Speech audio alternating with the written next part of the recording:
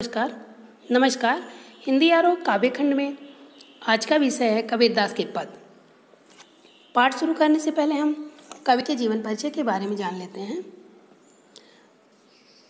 ज्ञान मार्गी शाखा के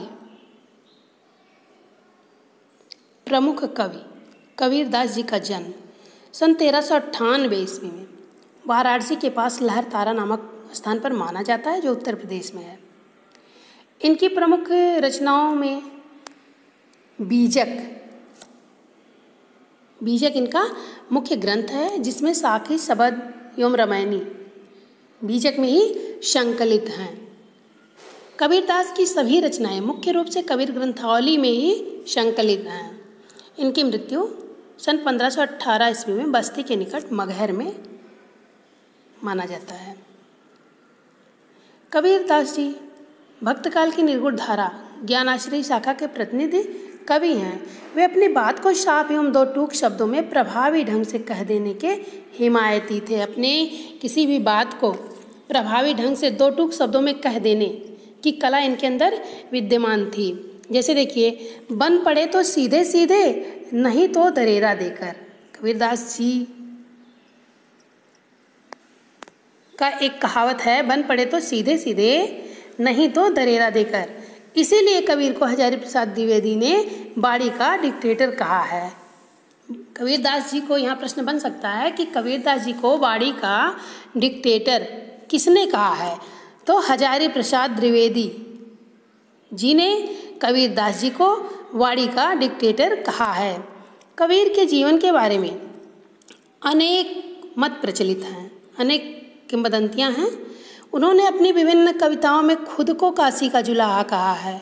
कबीर के विधिवत साक्षर होने का भी कोई प्रमाण नहीं मिलता है, इनके पढ़ाई लिखाई का भी कोई प्रमाण नहीं मिलता है, क्योंकि इन्होंने स्वयं कहा है, मस कागज छुयो नहीं, कलम गही नहीं हाथ। जैसी कबीर की जो ये पंक्तियाँ हैं, ये भी इसका कुछ प्रमाण देती हैं कि ये ज़्यादा पढ़े लिखे नहीं थे। उन्होंने देशाटन और सत्संग से ज्ञान प्राप्त किया। किताबी ज्ञान के स्थान पर आंखों देखे सत्य और अनुभव को कबीरदास जी ने प्रमुखता दी। उनकी रचनाओं में ना तो सिद्धों और सूफी संतों की बातों का प्रभाव मिलता है, वे कर्मकांड और वेद विचार के विरोधी थे तथा जाति भेद, वर्ण भेद और संप्रदाय भेद के स्थान पर प्रेम, सद्भाव और समानता का समर्थन करते थे। कौन? कबीरदास जी। इनके मन में जाति भेद, वर्ण भेद और संप्रदाय भेद नहीं था। ये प्रेम का ही समर्थन करते थे, प्रेम को सर्वोपरि मानते थे। यहाँ जो आपके पाठ्यक्रम में प्रस्तुत पद है, इसमें पहले पद में कबीरदास जी ने परमात्मा को सृष्टि के कण कण में देखा है, ज्योति रूप में स्वीकारा है। किसको? परमात्मा को कबीरदास जी ने ज्योति रूप में स्वीकारा है तथा उसकी व्याप्ति चराचर संसार में दिखाई है। इसी व्याप्ति को अद्वैत सत्ता के रूप में देखते हुए विभिन्न उदाहरणों के द्वारा रचनात्मक अभिव्यक्ति दी है। दूसरा जो पद है, उस दूसरे पद में कबीर ने बाह्य आडंबरों पर प्रहार किया है। साथ ही यह भी बताया है कि अधिकांश लोग अपने भीतर की ताकत को ना पहचान कर अनजाने में अवास्तविक संसार से रिश्ता बना बैठते हैं और वास्तविक संसार से बेखबर रहते हैं। उसका कोई ध्यान ही उनके मन में नहीं रहता है। दोनों पद जो लिया गया है, या जयदेव सिंह और वासुदेव सिंह द्वारा संकलित संपादित कबीर वांग्मय खंड 2 शब्द से लिए गए हैं। अब आइए पाठ शुरू करते हैं। पाठ है, पहला पद है। पहला पद क्या है? हम तो एक एक कर जाना। पहला पद क्या है? हम तो एक एक कर जाना। दोई कहे तिन्ही को दो जग, जिन नाहिन पहचाना। एक पवन एक ही पानी, एक ज्योति समाना। एक खाक गढ़े सब भाड़े, एक कोहरा शाना। जैसे बाढ़ी काष्ठ की काटे, अगिन न काटे कोई। सब घटी अंतर तू ही व्यापक, धरे स्वरूप सोई। माया देख के जगत लुभाना, काहे रे नर गरबाना। निर्भय भया कछु नहीं व्यापै, कहे कबीर दीवाना। अब यहाँ इस पद का भावार्थ शुरू करने से पहले हम आपको बताएंगे कि यहाँ संदर्भ प्रसंग कैसे लिखा जाएगा। पहले आपको संदर्भ लिखना है, फिर प्रसंग, उसके बाद व्याख्या लिखनी है। यहाँ संदर्भ में होगा बच्चों कि यहाँ आप संदर्भ में लिखेंगे बच्चों कि यह प्रस्तुत पद हमारी हिंदी की पाठ्य पुस्तक आरोह काव्यखंड में संकलित है। इसके कवि भक्तिकाल की निर्गुण ज्ञान मार्गी शाखा के प्रतिनिधि संत श्री कबीरदास जी हैं। और यहाँ प्रसंग में लिखेंगे कि यहाँ इस पद में या इस पद्यांश में कवि ने परमात्मा को संपूर्ण संसार में व्याप्त बताया है, उन्हें ज्योति रूप में स्वीकार किया है और उन्हें एक एक कण में देखा है। उन्होंने ईश्वर की अद्वैत सत्ता का दर्शन किया है। कबीरदास जी कहते हैं कि जैसे हम तो एक एक कर जाना, व्याख्या में लिखेंगे कि कबीरदास जी कहते हैं कि हम तो एक एक कर जाना, कि मैंने तो एक एक कर जाना, मतलब एक एक करके सबको जान लिया है, अर्थात हर कण कण को मैंने जान लिया है। मैंने तो हर एक कण कण को बहुत ही अच्छी तरह से समझ लिया है, जान लिया है। क्या जान लिया है? दो ही कहे तिनहि को दो जग, जिन नाहिन पहचाना। कह रहे हैं यहाँ कबीरदास जी कि हर कण में एक ही परमात्मा व्याप्त है, मैंने यह अच्छी तरह से जान लिया है। दो ही कहे मतलब जो इनको दो कह रहा है, तिनहि को दो जग, जो इनको दो कह रहा है, दो मानता है, ठीक है, दो बताता है, जो उन्हें अच्छी प्रकार से वह नहीं जानता है। जो इनको दो मानता है, दो बताता है, उसको परमात्मा के बारे में अच्छी प्रकार से जानकारी नहीं है, वह अच्छी प्रकार से उनको नहीं जानता है और वही नरक का भागीदार होता है, वही पाप का भागीदार होता है। जो इनको दो मानता है ईश्वर को, ठीक है, वही दो जग मतलब होगा यहाँ नरक का भागीदार वही होता है, जिन नाहिन पहचाना, जो इनको पहचान नहीं पाता है और इनको दो मानता है। एक पवन एक ही पानी एक ज्योति समाना, एक पवन एक ही पानी एक ज्योति समाना। यहाँ कबीरदास जी कहते हैं कि क्या कहते हैं, वह जो परमात्मा है वह एक ही है, ठीक है, वह परमपिता परमात्मा एक ही है, जो ज्योति स्वरूप होकर सबके अंदर विद्यमान है। वह ज्योति समाना, एक है ज्योति, एक ही वह परमात्मा है, एक ही हवा है, एक ही पानी है, एक ही वह परमात्मा है, जो ज्योति स्वरूप होकर के सबके अंदर विद्यमान है। अब कहते हैं एक खाक गड़े सब भाड़े एक कोहरा शाना। यहाँ कबीरदास जी कहते हैं कि जो खाक मतलब मिट्टी है वो एक ही है, जिसको सान कर मतलब मिला करके ये शरीर रूपी ढांचा तैयार किया गया है, वह मिट्टी एक ही है और उसको गूंथने वाला ही एक है। और जो कुम्हार ये शरीर रूपी बर्तन सबका बनाया है वह भी एक ही है, मतलब उसमें भी कोई अंतर नहीं है, वह भी एक ही है, कुम्हार भी एक ही है, एक ही है। इस शरीर रूपी बर्तन को बनाने वाला जो कुम्हार है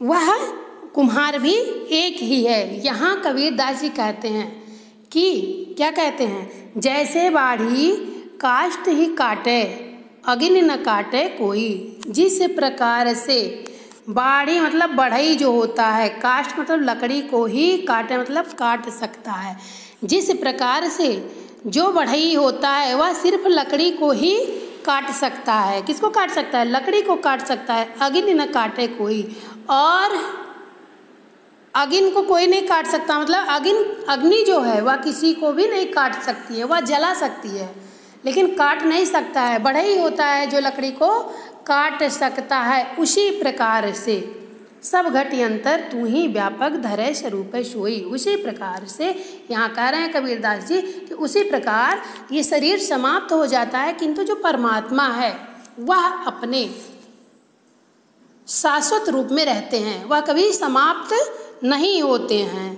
परमात्मा कभी समाप्त नहीं होते हैं और परमात्मा प्रत्येक शरीर में व्याप्त होकर उसी प्रकार जैसा वह व्यक्ति होता है उसी का रूप धारण कर लेते हैं। अब यहाँ कहा गया है माया देख जगत लुभाना, माया देख के जगत लुभाना, काहे रे नर घर माना। हे अहंकारी मनुष्यों, कबीरदास जी कहते हैं, अहंकारी मनुष्यों को संबोधित करते हुए कह रहे हैं कबीरदास जी कि हे अहंकारी मनुष्यों, तुम माया देख, मतलब अपना ये धन संपत्ति देख, माया मतलब धन संपत्ति, धन संपदा को माया कहा गया है। अपनी यह धन संपदा देख करके उसे पाकर भूल गए हो, और यह माया देख करके, धन संपत्ति देख करके किस लिए अहंकार करते हो? तुम ईश्वर को भूल गए हो, इसीलिए तो अहंकार करते हो। निर्भय भया कछु नहीं व्यापै, कहें कबीर दीवाना। कबीरदास जी यहाँ कह रहे हैं कि जो निर्भय भया, जो भय मुक्त हो जाता है, निर्भय हो करके अपने अहंकार को त्याग करके, ठीक है,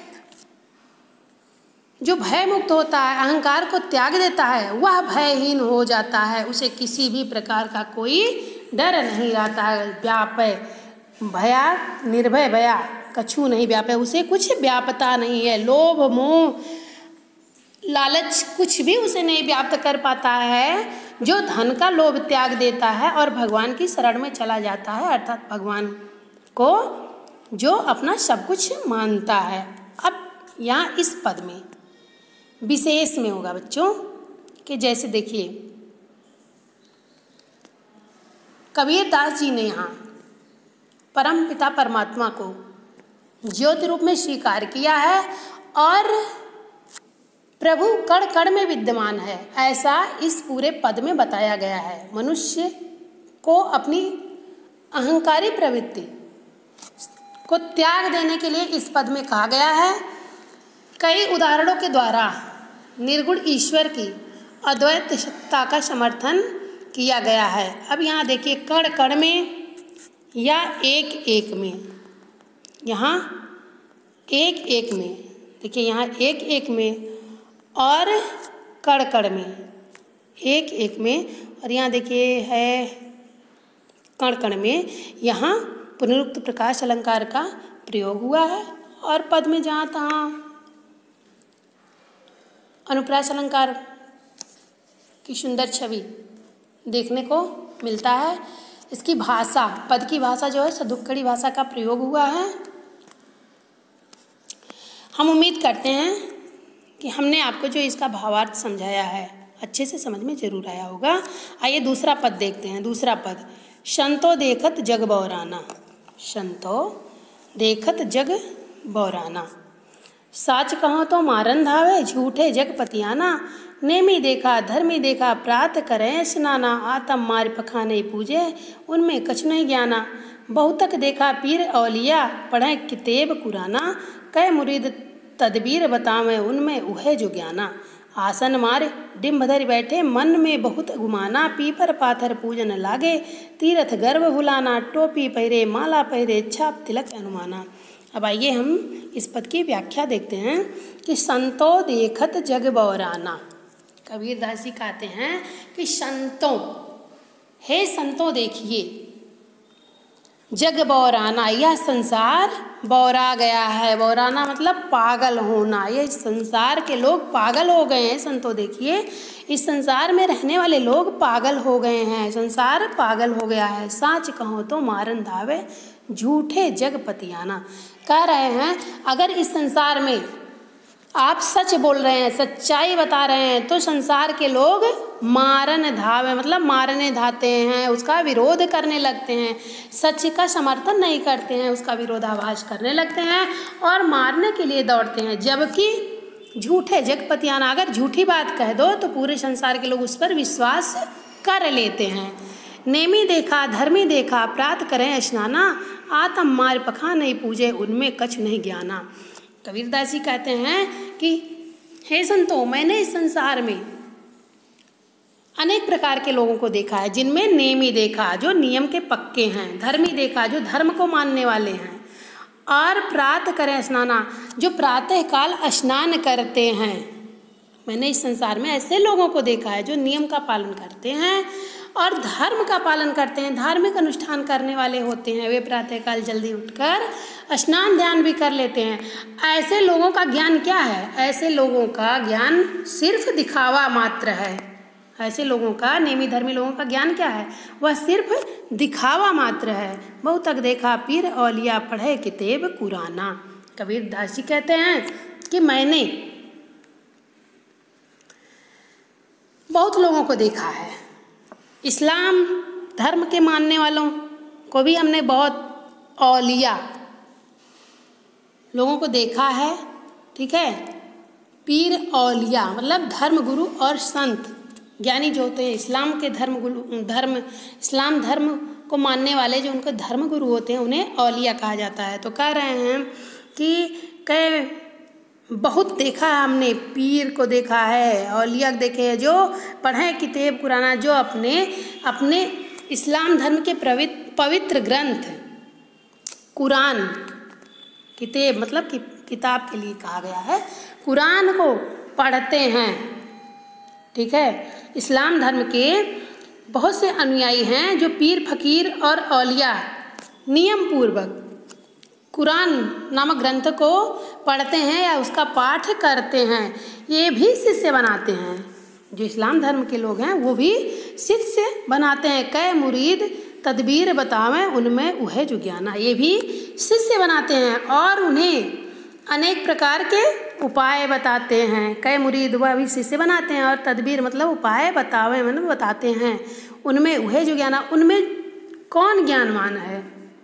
जो उनके पास ज्ञान है वही तो बताएंगे, अर्थात उसमें कोई ज्ञानवान नहीं है। हिंदू लोग, हिंदू के लिए कहा गया है आसन मार डिम्ब धर बैठे मन में बहुत गुमाना। हिंदू लोग जो हैं वो आसन मार के, आसन मार मतलब आसन लगा करके, और डिम्ब धर बैठे अहंकार का त्याग नहीं करते हैं, घमंड लेकर के बैठते हैं आसन लगा करके। इन लोगों को अपने ऊपर बहुत ही घमंड रहते हैं, बहुत गुमाना, बहुत ही अभिमान रहता है। ये लोग क्या करते हैं? पीपल पाथर पूजन लागे। ये लोग क्या करते हैं? हिंदू लोग पीपल और पत्थर की मूर्तियों की पूजा करने में लागे मतलब व्यस्त रहते हैं, फंसे रहते हैं। इसीलिए तीर्थ गर्व भुलाना, अपने अभिमान के वशीभूत होकर के ये लोग तीर्थ और तीर्थ व्रतों को बिल्कुल भूल गए हैं, भुला दिए हैं। ये लोग करते क्या है? टोपी पहरे, माला पहरे, छाप तिलक अनुमाना। ये लोग टोपी पहनते हैं और गले में माला पहनते हैं तथा माथे पर तिलक एवं शरीर पर अपने छापे लगाते हैं। ये लोग जो होते हैं अपने शरीर पर छापे लगाते हैं, टोपी पहनते हैं, माला पहनते हैं। साखी शब्दई गावत भूले, साखी शब्दई गावत भूले आत्म खबर न जाना। और ये लोग जो होते हैं साखी और शब्द, ये जो पद हैं कबीरदास के, उसके बारे में कह रहे हैं कि ये हमारे साखी और शब्द जो पद हैं इनका गाना भी भूल गए हैं, इनका अनुसरण नहीं करते हैं, इनको नहीं गाते हैं। यहाँ तक कि अपनी आत्मा का रहस्य भी नहीं जानते। आत्म खबर न जाना, आत्मा मतलब आत्मा का, अपने आत्म तत्व का क्या रहस्य है उसको भी ये लोग नहीं जानते हैं। अपने बाह्य आडंबरों के कारण या अपने दिखावे के कारण, लोकाचार के कारण ये लोग उसको भी नहीं जानते, अपने आत्म तत्व को भी भूल गए हैं। हिंदू कहें मोहि राम प्यारा, तुर्क कहें रहीमाना, आपस में दो लरि लरि मुए मर्म न काहू जाना। कबीरदास जी कहते हैं कि हिंदू धर्म के लोग कहते हैं कि मुझे राम प्रिय हैं, मैं राम की पूजा करूंगा। वो राम की पूजा करते हैं और राम को अपना आराध्य मानते हैं। इसी प्रकार जो मुस्लिम धर्म के लोग हैं, मुसलमान लोग, वो लोग भी रहमान को अपना इष्ट देव बताते हैं और उनकी पूजा करते हैं। हिंदू और मुसलमान आपस में दो लरि लरि मुए, दो मतलब कौन? हिंदू और मुसलमान आपस में लरि लरि मुए, अपनी कट्टरता के कारण, अपने अपने धर्म को वरीयता प्रदान करने के कारण राम और रहमान के नाम पर हमेशा लड़ते रहते हैं। दोनों संप्रदायों में से कोई भी प्रभु के सत्ता को नहीं जानता, मर्म न काहू जाना। कोई भी प्रभु के सत्ता को नहीं जानता है कि प्रभु तो सिर्फ एक है। पूजा करने के लिए लोग अलग अलग मार्ग अपनाए हैं, ठीक है। हिंदू लोग राम की पूजा करते हैं, मुसलमान लोग रहमान की पूजा करते हैं, लेकिन सब मिला जुला कर ईश्वर एक है, आत्म तत्व एक ही है, एक ही प्रभु है जो सबके अंदर व्याप्त है। घर घर मंत्र देत फिरत हैं, महिमा कह अभिमाना, गुरु के सहित सिख सब बूढ़े, अंतकाल पछताना।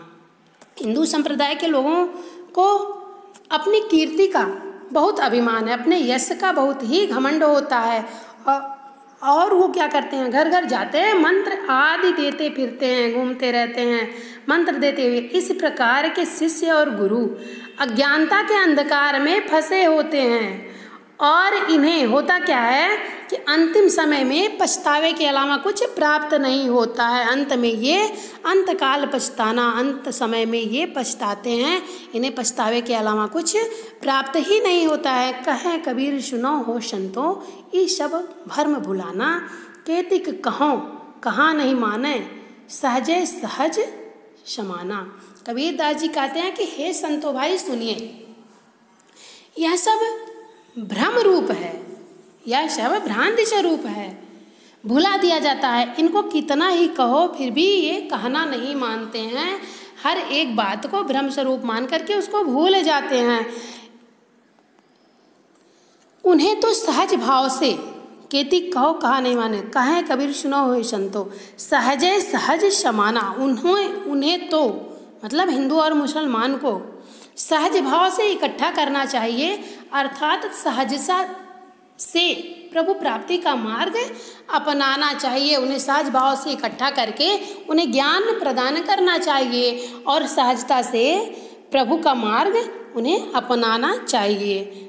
यहाँ विशेष में होगा बच्चों कि जैसे देखिए, यहाँ कबीर दास जी ने हिंदू और मुसलमानों के जो धार्मिक बाह्य आडंबर है उनका विरोध यहाँ कबीर दास जी ने किया है। उनके जो आडंबर हैं उनका खंडन किया है यहाँ कबीर दास जी ने। उनका विरोध करते हुए कहा है कि आत्म तत्व के ज्ञान के लिए किसी धार्मिक आडंबर की जरूरत नहीं है, ना हिंदू को ना मुसलमान को। और देखिए, पीपर पाथर पूजन लागे, यहाँ जो आया है पीपर पाथर पूजन लागे, उसमें देखिए यहाँ दिया है पीपर पाथर पूजन लागे। यहाँ गुरुबा सहित शिष्य सब बूढ़े, गुरुबा सहित शिष्य सब बूढ़े आगे है, ठीक है, जो हमने आपको पढ़ाया है। यहाँ पर क्या है, अनुप्रास अलंकार की सुंदर छटा देखने को मिलती है। पीपर पाथर पूजन लगे, यहाँ प वर्ण की आवृत्ति एक से अधिक बार हुई है। जहाँ एक ही वर्ण की आवृत्ति एक से अधिक बार होती है वहाँ क्या होता है, वहाँ अनुप्रास अलंकार होता है। इस प्रकार से यहाँ अनुप्रास अलंकार का सुंदर प्रयोग हुआ है। वो आम बोलचाल की भाषा का जो प्रयोग हुआ है उससे धुक्कड़ी भाषा का प्रयोग हुआ है। इस पद में तद्भव शब्दों की बहुलता देखने को मिलती है, साथ ही साथ उर्दू के शब्दों का भी प्रयोग हुआ है। भाषा इसकी सदुक्कड़ी है और शब्द उर्दू के भी प्रयोग में है, तद्भव शब्दों की भी बहुलता देखने को मिलती है। हम उम्मीद करते हैं बच्चों जितना हमने आपको समझाया है आपको अच्छे से समझ में ज़रूर आया होगा।